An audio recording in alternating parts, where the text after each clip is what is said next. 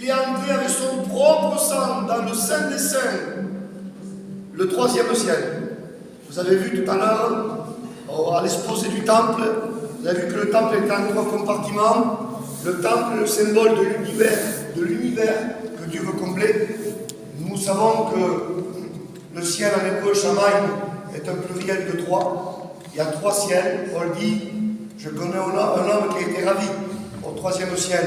Et c'est là où Jésus homme, je voudrais préciser, Jésus homme est entré.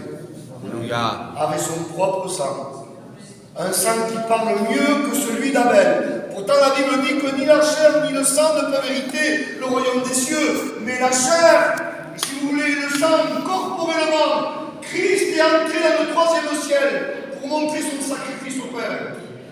Et ce n'est, la chambre n'est qu'une conséquence du tout accompli de Christ. Amen.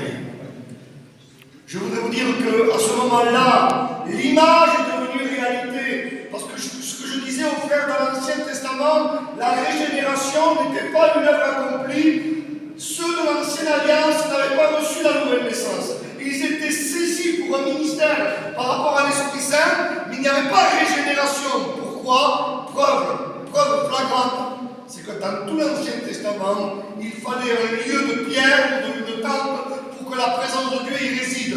Maintenant, Jésus dit à la Samaritaine, ce n'est ni à Jérusalem, ni en Samarie, mais maintenant, les adorateurs adoreront le Père en esprit et en vérité. Amen. C'est-à-dire que, comme dit l'apôtre Saint Paul, nous sommes le temple de Dieu. Amen. Et le temple de Dieu, on appelle ça la Keïla, l'assemblée, l'église. Et c'est là que la Keïla, l'assemblée, est née, à la Pentecôte. Alors c'est la première Pentecôte où elle se trouve en Exode, quand, si vous voulez, Dieu a donné la Torah sur des tables de pierre. C'est très significatif.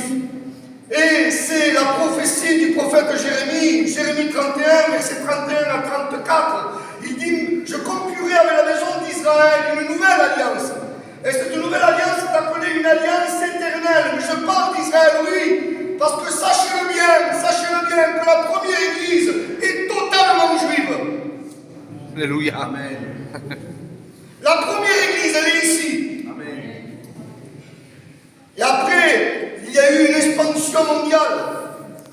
Allez par tout le monde et prêchez la bonne nouvelle avec toute la création. Il dit, je ferai une alliance nouvelle et je graverai la Torah dans leur cœur. Et la nouvelle naissance, vous savez ce que c'est? C'est justement le doigt de Dieu. Jésus dit, le doigt de Dieu chassait les démons. Et l'autre évangile dit que ce n'est que par le Saint-Esprit, que c'est le Saint-Esprit qui chassait les démons. La puissance du Saint-Esprit, c'est Jésus qui dit ça. Alors écoutez bien, parce qu'on me dit de parler doucement. Le doigt de Dieu égale le Saint-Esprit. Quand l'Église est née, c'est le Saint-Esprit qui est venu graver la Torah dans les cœurs. Et nous, mes frères et sœurs, essayez de comprendre le privilège que vous avez. Nous avons la Torah, la loi de Dieu écrite sur nos cœurs, par la régénération de l'Esprit Saint et de la parole de Dieu. Je voudrais juste vous donner cette allusion importante. Dans l'Ancien Testament, Salomon construit le temple de Dieu. Et une fois qu'il construit le temple de Dieu, il offre des sacrifices. Et il y avait dans le temple, soyez avec moi, 120 Kohanim. 120 Kohanim. Mais quand la Shrina, la présence de Dieu, est rentrée dans le temple, les Kohanim n'ont pas pu rester, ils sont sortis. Ici, il y avait à peu près 120 personnes. Alléluia. Il a fait de nous au royaume. Et des Kohanim. Alléluia. Alléluia. Nous sommes des sacrificateurs et des rois. Apocalypse 1, 5 à 6. Et la différence qu'il y a, si les Kohanim de l'Ancien Testament étaient obligés de quitter le temple, parce qu'il y avait la présence de Dieu, ils ne pouvaient pas la supporter. Nous, par le sang de Jésus, ceux qui étaient là, les 120, n'ont pas eu besoin de partir. Ils sont restés. Ils ont été remplis de l'Esprit. Amen. Amen. Pourquoi? Parce que le sang du juste était monté au 3e ciel. et a fait l'expiation pour nos péchés.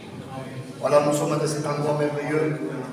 L'église est née ici et elle va continuer jusqu'à son enlèvement. Béni soit le Seigneur. Voilà, que ces quelques mots à vous dire. Donc je pense qu'on peut donner l'opportunité à quelques-uns de prier le Seigneur. Alors vous avez vu comme ils sont à côté, et c'est